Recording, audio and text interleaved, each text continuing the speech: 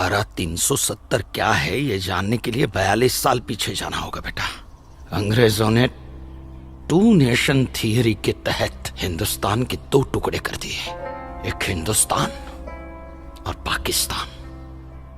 पाकिस्तान की बहुत इच्छा थी कि जम्मू कश्मीर का विलीनीकरण पाकिस्तान में हो जाए, और राजा हरि सिंह चाहते थे कि कश्मीर एक स्वतंत्र देश रहे। वो न हिंदुस्तान में विलीन होना चाहते थे न पाकिस्तान में, और तब पाकिस्तान ने खूनी खेल खेला। अक्टूबर 1947 में पठानी कबायलियों को जम्मू कश्मीर के खिलाफ उकसाया, कश्मीरी पंडितों का कत्लेआम करवाया। ऐसे हालात देखकर राजा हरि सिंह ने घबरा कर नेहरू जी से कहा, कृपा करके आप कश्मीर को बचा लीजिए। मैं ऐसे हालात में चाहता हूं कि कश्मीर का विलीनीकरण भारत में ही हो जाए, सेना भेजिए। लेकिन जब तक भारतीय सेना कश्मीर पहुंची बहुत देर हो चुकी थी। न जाने कितने कश्मीरी पंडितों का कत्लेआम हो चुका था। कश्मीर का 1/3 हिस्सा पठानी कबायलियों ने अपने कब्जे में कर लिया था। लेकिन अपनी इस नीच हरकत के बाद भी पाकिस्तान बाज नहीं आया। पठानी कबायलियों और भारतीय सेना के बीच युद्ध जारी रखा पाकिस्तान ने।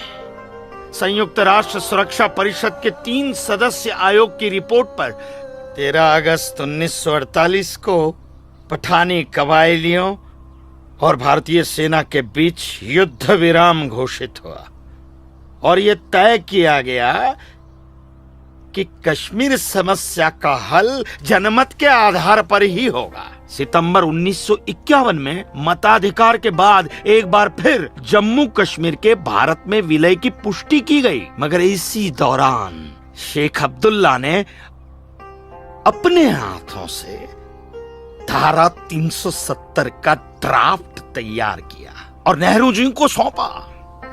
सरदार पटेल और अंबेडकर साहब की मर्जी के खिलाफ 1952 में नेहरू जी ने इसे लागू भी कर दिया।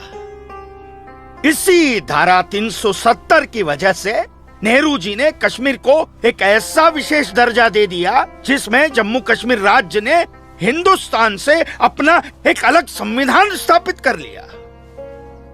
इसी धारा 370 की वजह से हमारे हिंदुस्तान का राष्ट्र ध्वज अलग है और कश्मीर का भी ध्वज अलग।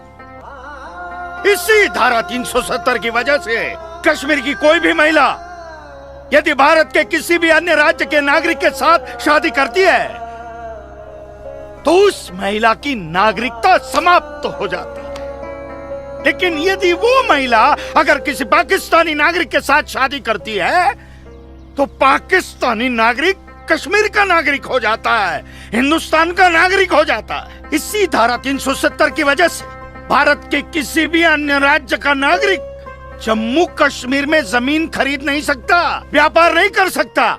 लेकिन जम्मू कश्मीर का नागरिक भारत के किसी भी अन्य राज्य में जाकर अपना व्यापार कर सकता है, जमीन खरीद सकता है, कुछ भी कर सकता है। अरे ये बिग लैंड एबोल्यूशन एक्ट क्या है पता है?